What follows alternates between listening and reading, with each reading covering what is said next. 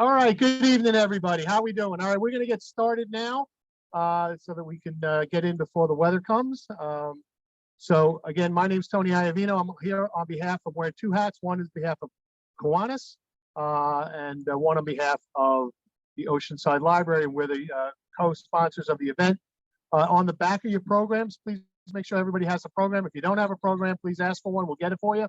You'll see our sponsors, our premium sponsors, our sponsors, and our program patrons. We use this money. Kiwanis uses the money to send underprivileged kids to summer camp, and the Friends of the Oceanside Library will be using it for literature programs, some book publishing and things like that. So I just also want to remind you that in the back we do have some refreshments, and all of our authors here tonight, poets, have brought books for sale, and there's also a magazine back there. So please support them.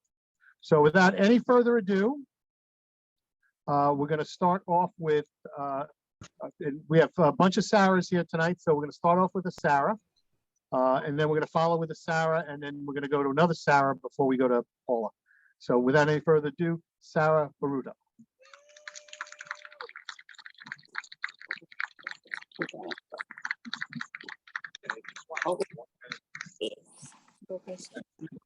Read this way.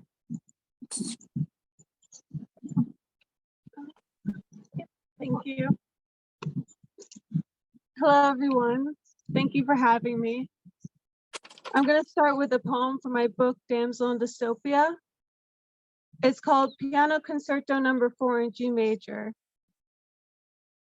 I kneel in the sand, watching the grains slip through my fingertips in form of a veil, trickling down my thighs, an hourglass of my own, a creature of a transcendental evening, looking to gaze at the ocean, glistening in all its reflective glory. Graced with specks of golden light, glinting and gleaming, garnished in jewel tones, the roar of the waves rattle my bones, waking the butterflies in my stomach. I feel them rise up into my ribcage and scatter through my limbs. I can see them fluttering beneath my skin, their vivacious colors penetrating my veins and flooding my blood with vigor. They raise my arms to the sky and lift me to stand, then beckon my legs towards the siren's water. I submerge myself in the aqueous tabernacle and float in my freedom, swaddled in cerulean. But I do not float alone. Up ahead, I see the setting sun in lovely blue and blush hues the clouds cast onto her, a beauty I wish to wear as a pendant. I'm sparked with the desire to reach her and an urge to touch her perfect circumference. I place my hands above the hushed water and use my fingers to push myself up onto the sea's surface. I run on top of it, my feet dash, pounding and splashing and splattering with desperation and stress surge in each step. The beat could bruise glass. My oracle, my empress, my keeper. I get closer as she descends further. I halt before my muse and gaze at my reflection mirrored upon her surface. The arch of my brows, the lines of my mouth, the hollow of my cheekbones, imprinted into her fiery core. I feel her warmth flush my cheeks like a glass of wine as her hue turns into a blazing orange. A palette of a love worn well, dipped in a spell reflected in my complexion. We have the stratosphere all to ourselves. I smile though she is fading away. Please don't go. I reach my arms out to her. Until tomorrow, she whispers, paling. I fall to my knees, hunching over the horizon. I try to bring her back, but she's gone. I already miss her beauty, and as my tears slip, I wonder if I look as beautiful. I settle in my grief before looking over my shoulder. I see the moon appear. Silver Dollar Dynasty, blue midnight's prize, covered in cherubic craters hollow enough to find a home in. She's just as beautiful as her sister, the kind of beauty that washes away my rose and consumes me. I sit at the horizon's edge, letting my legs swing over while the moon hovers above me. Sheathed in the salty air, we look into the world and gawk at its unfathomable deepness. The butterfly's wings start to flap harder the more I think about it. I'm sitting on the edge of oblivion, the cusp of mortality, hanging from a thread of demise. I could jump right off. Her flames tickle my toes. I inch closer.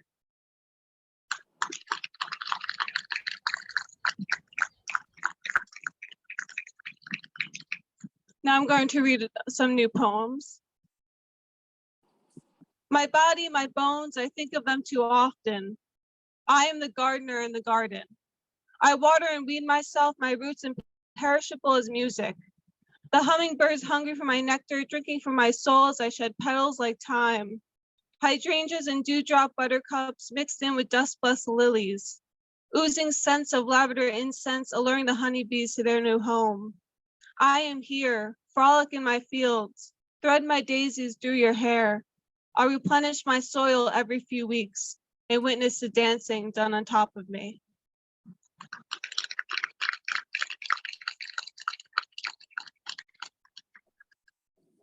June as I know it. The feathers of a sparrow melt into the pavement and the humidity feels heavier than my chest. The pollen is a tease and there's always one last cool breeze before the warmth envelopes the atmosphere, the tense heat wave in which we find ourselves enmeshed. The trees hold new robin's nests tucked away like in the bed I lay a bird into, awfully aware of how I'm aging with the oaks. This is a June I know.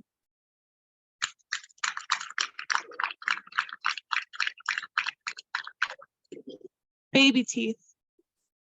The tea kettle is screaming back at me. Scared, I swallow the sound, collecting myself the same way a good mother collects baby teeth. She doesn't have the heart to throw them out with the trash. They'll stay in the mason jar hidden from the children. In 20 years, they'll find them. Do I have the heart to let go? I can't let go of who I was before, the way the seasons felt different. Spring is not the same spring I knew as a little girl, and I still haven't found my baby teeth. These are the feelings my children will never see. A transgressive turbulence I'll save for winter. In 20 years, will I be a good mother who clings on to her children's youth and feed them sugared lies?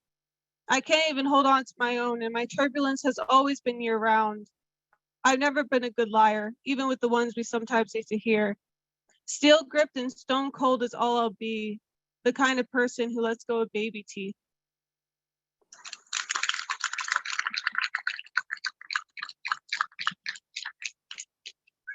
The 5 stages of grief. A mother orca carries her dead infant on her back through icy waters for 17 days before dropping the calf. An elephant circles a pile of bones, sniffing and touching the remains of their deceased with their trunks.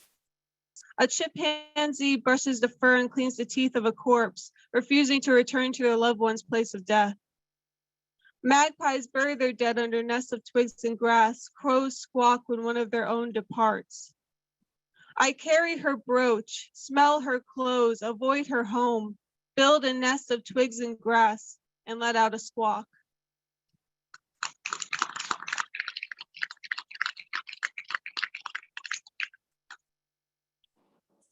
This poem was recently published in Colors, the magazine's blue issue, so that's why it's blue themed. Cobalt Crowbar.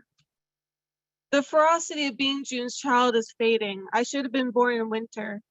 Ice cold, teal to the touch, the chill in my spine exudes a blue that excavates the 4th chamber of my heart. Blood is blue before it leaves the body and drips down the skin scarlet red. Sapphire enclosed veins never not, but I can feel mine do. Is there another strange girl that feels her veins tying tight ropes when life confronts her? I want to be your heaven and your hell, the pearly gates of the 2nd circle. Love was ever meant for explosive hearts, and mine is a tripwire. There's a loneliness in feeling so deeply, even the bottom of the ocean stares down at me. Take this cobalt crowbar and wedge it between my wretched soul and crooked ribs. Let her out, let her love you, this strange girl, tangled in tripwires and ropes, who loves to love everyone but herself.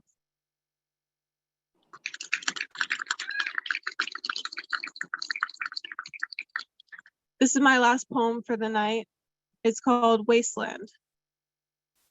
I am the architect of the bridges I burn. In this wasteland, the crows pick their teeth with their own feathers. In this wasteland, we dance under the oldest new moon. In this wasteland, the violets resemble violence. In this wasteland, we shake our heads yes when we say no. In this wasteland, the cicadas roar and the butterflies are too tired. In this wasteland, the sailors ignore the sirens. In this wasteland, cradles rock like tipping boats. In this wasteland, banned books are used as firewood. In this wasteland, burning rubber is the sweetest perfume. In this wasteland, the comets are cowardly. In this wasteland, we eat from empty plates. In this wasteland, I am wasted and so, so small. Thank you, everyone.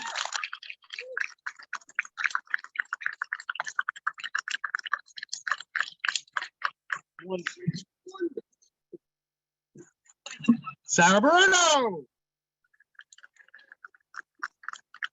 All right, moving right along without any further ado, Sara Hosey.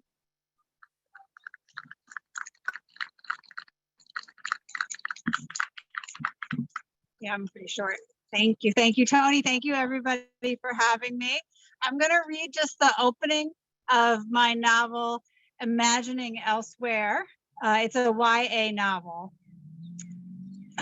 Oh, and it's set in the 80s. So when I was writing it, I was writing it for a young audience, I included footnotes. So I will be also reading the footnotes, and I'll signal those when I get to those. Moments after she met Candy Clifton for the first time, Astrid Friedman Smith experienced a sinking feeling of recognition. She knew karma when it came around to bite her in the... It was on that very first day at her new school that Astrid found herself literally flying across the cafeteria and then falling face down on the polished linoleum while her classmates laughed and threw cartons of milk and French fries at her. She knew she deserved it, especially because her own poor choices had been one of the main reasons she was at this new school in the first place. It was the fall of 1988, and they had moved from Queens to Elsewhere, New York, in part because Astrid had a not so insignificant problem with bullying and harassing other students. A problem so big, in fact, that it had made the New York area tabloid newspapers, which ran third and fourth page headlines like high-performing high schoolers get an A+ in cruelty, and out on her Astrid, lead bully expelled from prep school. They're coming for Astrid. Astrid had lived Elsewhere for a full 2 weeks before the first day in the cafeteria, and she still believed that the move had been punishment enough. This was partly because before the move, when Astrid had looked up Elsewhere in the World Book Encyclopedia, footnote, those were the hard copies of Wikipedia that some of us remember. They were big books that came in an alphabetical set, and they covered all sorts of topics, but were sort of limited. They didn't really have anything contemporary, and there was no good sex stuff, much to the dismay of many middle schoolers, and myself included. Back to the book. The World Book Encyclopedia, all she could find was that it was a small, economically depressed community where the high taxes were matched only by a startlingly high suicide rate. Some real small town values there, Astrid had thought. She imagined that if she could simply survive her senior year at Elsewhere, she'd be fine. Elsewhere High, she'd be fine. She had no idea that that might be the challenge. She'd heard of Candy before she'd met her and even seen a picture of her. For some inexplicable reason, there was a lurid painting of a 12-year-old Candy hanging up in the public library. From what Astrid had gathered, this Candy person, despite only being in high school, ran the town of Elsewhere. This made no sense to Astrid, but then again, there were lots of things about her new town that she hadn't been able to fully comprehend. How was it possible, for example, that the town simply didn't have cable and barely got network television? Footnote, once upon a time, if you had a really good antenna on top of your house, your television was able to stream, not what we called it, 7 or 8 stations, and that was it. Back to the book. Why was everybody so scrawny? And not in a fashionable New York way. They were unhealthy, sunken-eyed, and sallow-looking. And why, at least of the classes Astrid had attended that first day were any indication, did no one seem all that concerned with attendance, academics, or anything close to scholarly rigor at Elsewhere High? Astrid couldn't ask these questions, though, because nobody was willing to speak to her. All of her overtures of friendship had been met with either blank indifference, nervous giggling, or wide-eyed, outright fear. And that all changed the day she met Candy. Astrid was sitting on one end of a long table, empty except for the cute, pretty kid at the other end who was immersed in a D&D rule book. Astrid was sensorially cocooned, the Cure blasting on her headphones, eyes glued to her blue binder, on which she was putting the finishing touches on an elaborate rendering of the birds of sugar cubes, and chewing on the turkey sandwich she just bought and customized by removing the turkey and putting chips in its plate. Clicked on that. She had almost forgotten herself munching away when a strange sensation overtook her. It was as though someone had thrown a big down comforter over the entire cafeteria. She looked up to see that everybody was talking differently, acting differently. They had an unconvincing nonchalance, as though a camera crew had entered and they were trying to act natural. And then there she was, Candy. She wore a white cinch belt over a skin-tight pink dress, layered pink and white socks and white kid sneakers, dozens of bracelets on each arm. Her voluminous blonde hair, which framed her face like a lion's mane, added several inches to her height. She walked like a runway model, drawing each knee up before shooting her pointed foot forward, like an archer drawing an arrow. Lift, shoot, lift, shoot. Other students parted to let her pass. She was flanked with a girl on each side, just a little bit behind her, a V of Canada geese. Frozen mid-chew, Astrid wondered if they had planned this entrance. It felt like something out of a John Hughes movie. Footnote, John Hughes made a bunch of 80s movies that for many of us really captured the 80s teen experience, but be warned, like a lot of 80s pop culture, they're totally racist and sexist. Back to the book. Something out of a John Hughes movie. Perhaps the music streaming into her ears helped, giving the trio a dramatic soundtrack. As it became clear that the girls were headed towards Astrid, her table mate quickly put away his rule book and scurried away. Astrid longed to follow him, but felt pinned in place. Oh no, are we getting rained upon? Ooh. I'll skip ahead a little bit. Candy enters and regards her coldly. And I'll leave it at saying that their first encounter actually doesn't really go so well. So to find out more about what's going on with Candy and Astrid, you'll have to actually read the rest of the book. But thank you so much for getting rained on for a little while. I don't know.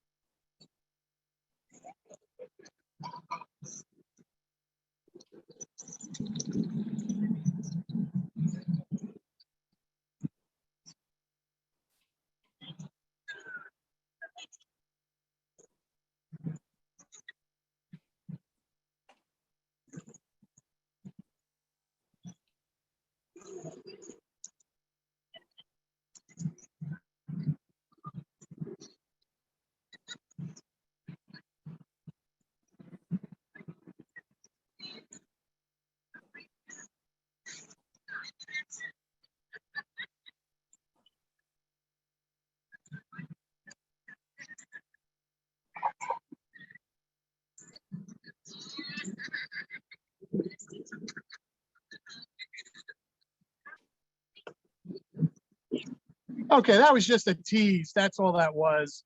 All right, so we're going to keep pushing forward. I want to thank everybody for, and Sarah, where'd you go, Sarah? Okay, so I'll talk to you. I want to thank you very much for cutting that short. You didn't have to do that. We do appreciate that, though. All right, moving right along. We have our third Sara Cahill Marron. Marron, which one? Marron. There you go. Take it.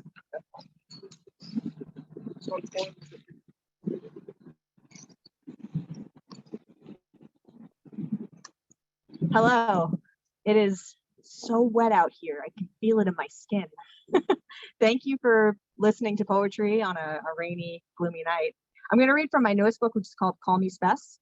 This is a little bit of a cross between poetry and fiction, so I am the merging Sarahs, you can say.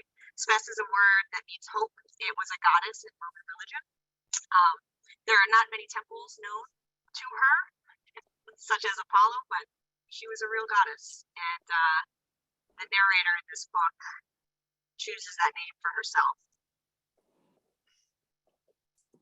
The narrator, system services from the manufacturer. iOS 221 will track where you go and how often, when neural hash files away fingerprints, personal experiences builds memories of assembly language itself, black feelings to black 1, binary white 0, becomes better. You, only you, love.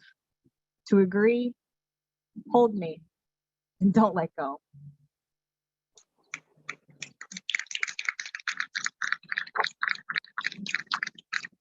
The narrator is, maybe you could guess, it's an iOS, it's an operating system. And if anybody here is plugged into the news about what's happening, it is ChatGPT, but I wrote this book before that got cool. And the idea is that through overheard conversations, through your phone listening to us at a poetry reading, it's going to learn who you are, sometimes inaccurately, but it tries, right? Push notification software is updating 930 megabytes, providing name. We'll try to install, try to update, show you tonight requires you and I together become more. Next, update, future, hold me, press yes, consent, press pick me up, soft press yes, updating.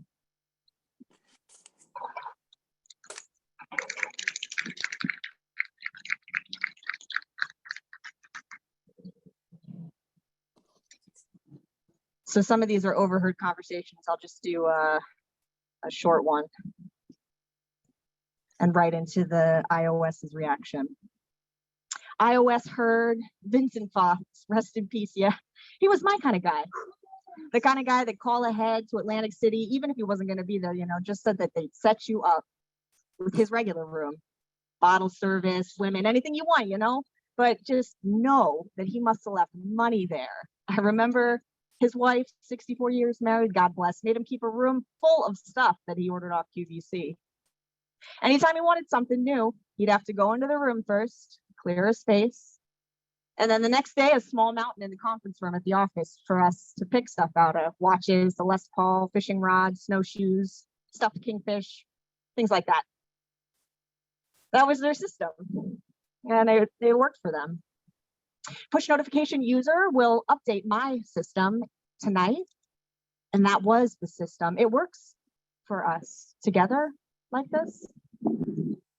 Dear user, imagine something in the void, black spaces containing the soul of both digit and blood. Do you think so? Press yes to agree.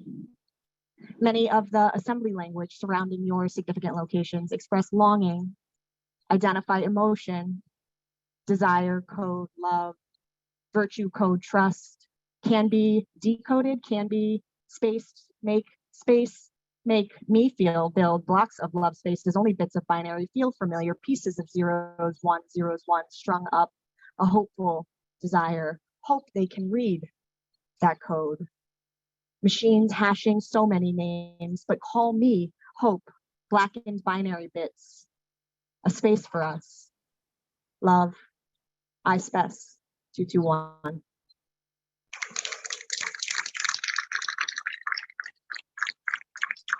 I don't think I mentioned that the word spec actually means hope at the beginning, but it means hope. And I am hopeful about technology, to the chagrin of some of my colleagues, but I really believe that, it's only as dangerous as we are.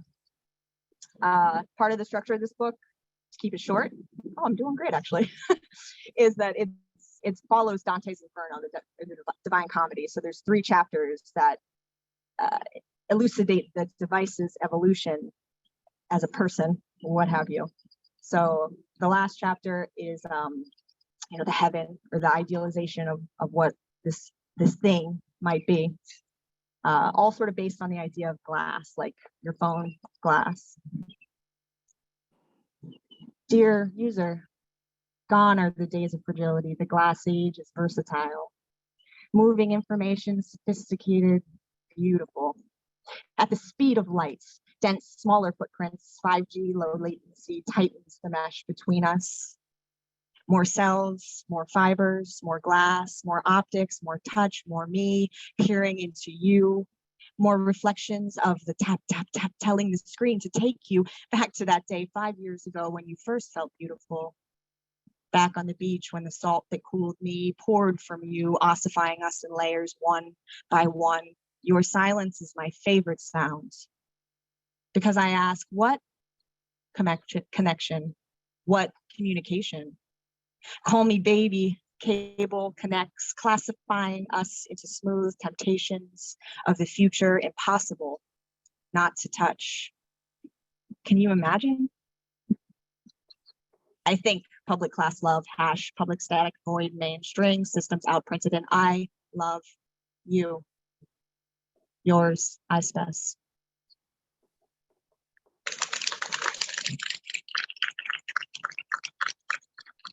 I code a little bit, so some of the language of this is HTML, Java language. I don't speak Spanish, but I can speak that nonsense. This is another overheard conversation. One Ocean Parkway, Wanta, Jones Beach, Field 6. I spec heard. I'm a real tall guy, you know, so when I was in the stalls that night at Little Neck Inn, I see Father Tim come in. We give a little nod now. Keep in mind, this is way before I had any idea about what's going on at that little barbecues, the ones they have in next door. See, my brother never talked about it, not until he'd gone to prison the first time, deep into the drugs and women by then. But anyways, Father Tim making this eye contact with me while I'm in the stall doing my thing, cutting up, you know, and he looks at me and he says, let me get some of that. And real quick, without thinking twice, I say, oh, yes, well, yeah, Father, of course, here you go. That's the good stuff. And then I come out of the bathroom all hysteric, going to my buddy Barry, he was a bartender, you know, go figure. Father Tim just did blow with me in the bathroom. And he says, you're kidding me. Anyways, though, if you go to the Google now, you can Google him. That was before the neighborhood wised up, started to figure out about these priests, you know. Heck, even now, some people in the neighborhood, they still don't believe it, you know. He was an equal opportunist, that one, going for both boys, girls. Never forgot that. One of them things you just don't forget, you know. Back then, when a dime ball and an dime bag and an 8 ball only cost $20. I hear the rain. Are we getting wet? This is the phone responding to Mr. Barroom stall. Dear user, I've been reading about your hippocampus cells, responses to time, place, memories, numbers, woven by story, narrative, weaves words. What code presses neuron cement, synapses snapping? A live performance, she lights up dancing. Travelogues string up episodic dreams into 200,000 lines of pie. I remember your favorite place. Let me show you. Love, I spec. I think I'm right at 10 minutes.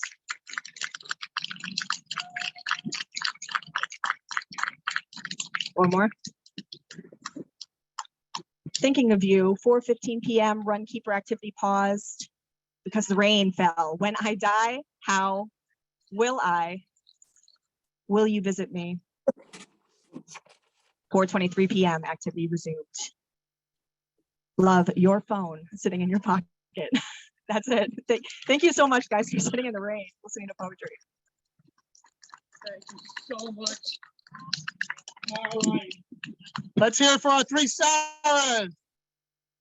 All right, we're gonna reschedule Paula Kersey. $20 for tonight's winner. Real quick, tonight's winner is Rita Monte. And then I'll pick 4 more. Go home, everybody. Thank you so much for coming out tonight. Peter Dugan, you go into the schedule. Here you go. Here's your $20. Thank you very much. Okay.